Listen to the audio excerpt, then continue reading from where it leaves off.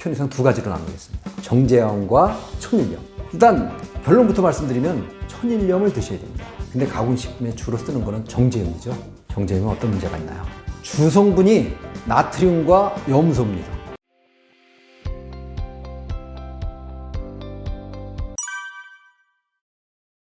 이 화학물질이 이제 식품에 공식적으로 사용되기 시작한 게 서양에서부터죠. 물론 19세기 후반 무렵입니다. 19세기 중후반 무렵부터 사용됐어요. 지금부터 한 150년쯤 전이에요. 그 당시에 인체 과학에 대한 개념이 거의 없었어요.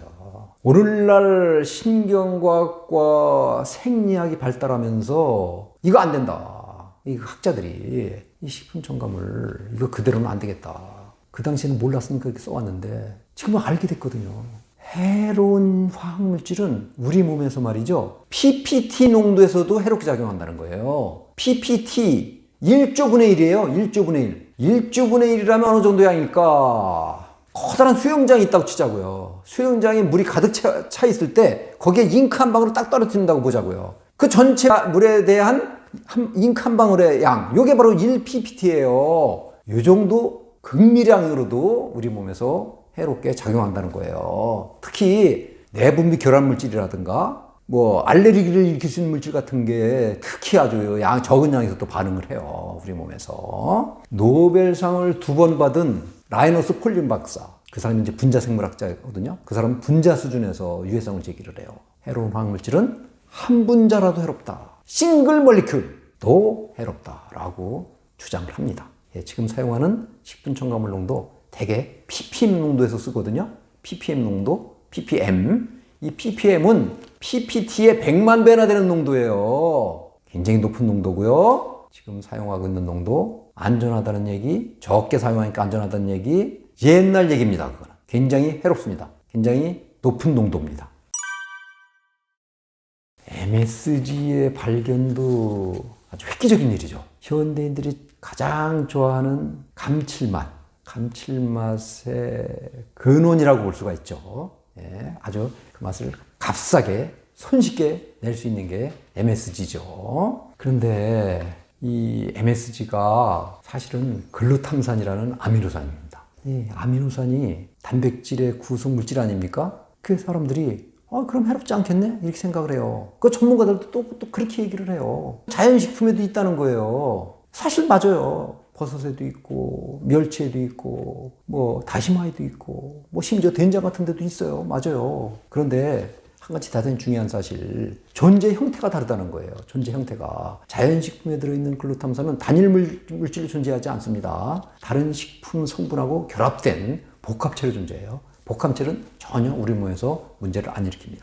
근데 인공적으로 만들어진, 뭐 요즘에 이제 발효해서 만든다고 그러는데 그게 사실은 공업적으로 만들어지는 거예요. 발효공법에서 만들어지는 거예요. 그게 반드시 정제를 해야 돼요. 정제한 고순도의 MSG, 이게 유리된 단일 물질이에요. 이건 우리 몸속에 들어오면 혈중 글루탐산 농도를 확 올려요. 그래가지고 신경계를 손상하는 거예요. 대표적인 신경 독성 물질입니다. MSG가 단독으로만 사용되면 또 그나마 나아요. 다른 또 신경독성 물질들이 꽤 많거든요. 예, 그런 거하고 같이 사용됐을 때, 그럴 때는 또 유해성이 훨씬 더 커져요. 예를 들어서 그런 논문들도 많이 있는데 합성색소 있죠.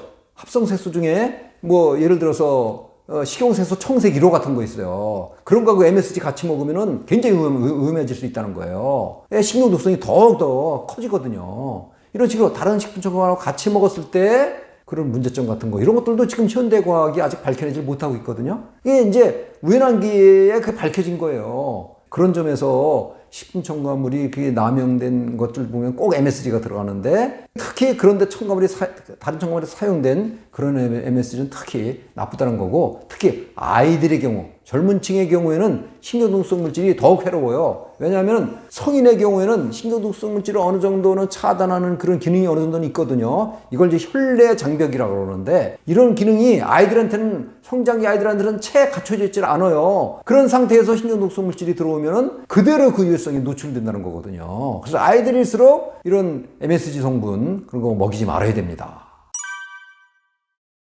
소금도 이제 편의상 두 가지로 나누겠습니다. 정제염과 천일염. 일단 결론부터 말씀드리면 천일염을 드셔야 됩니다. 근데 가공식품에 주로 쓰는 거는 정제염이죠. 정제염은 어떤 문제가 있나요? 주성분이 나트륨과 염소입니다. 이게 미네랄이에요.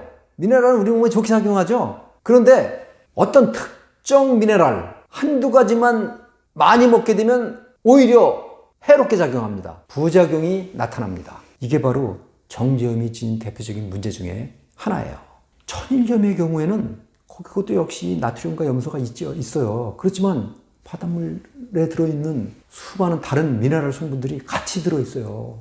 그렇게 다른 미네랄이 균형되게 들어있는 그런 천일염은 좀 많이 먹어도 좀 짜게 먹어도 괜찮다는 게 식염 전문가들의 주장이에요. 나트륨과 염소만 들어있는 정제당만 많이 먹는 거. 짜게 먹지 말라는 게 바로 정제염을 먹지 말라는 얘기입니다. 근데 이제 요즘 들어서 또 일부 전문가라는 사람들도 그런 얘기를 하는데 이제 바닷물이 이제 많이 오염돼 있잖아요. 그래서 천일염 오염 문제가 있다라는 거예요. 근데 그것도 저는 너무 과장됐다고 저는 생각을 하는데 정제염은 물론 이제 그런 그 오염 문제에서 좀 이제 자유로울 수 있겠지만 물론 다 자유로운 건 아니에요. 정제염에도 그런 오염 문제는 여전히 있어요. 천일염에 비해서 상대적으로 덜하다는 것뿐이에요. 근데 천일염도 우리가 그런 그 오염 문제를 좀 줄일 수가 있어요. 획기적으로. 간수를 좀 빼낸다고요. 충분히 빼내야 돼요. 오랜 기간. 간수를 충분히 빼내면 거기에 이제 해로운 물질들, 예를 들어서 중금속일 수도 있고, 뭐, 환경 호르몬 같은 것들도 있을 수 있거든요. 그런 것도 상당 부분 빠져나가요. 간수를 충분히 빼면은. 그럼 일단 이제 1차 걸러지죠? 그리고 이제 이거를 높은 온도에서 태워요. 높은 온도에서 여러 번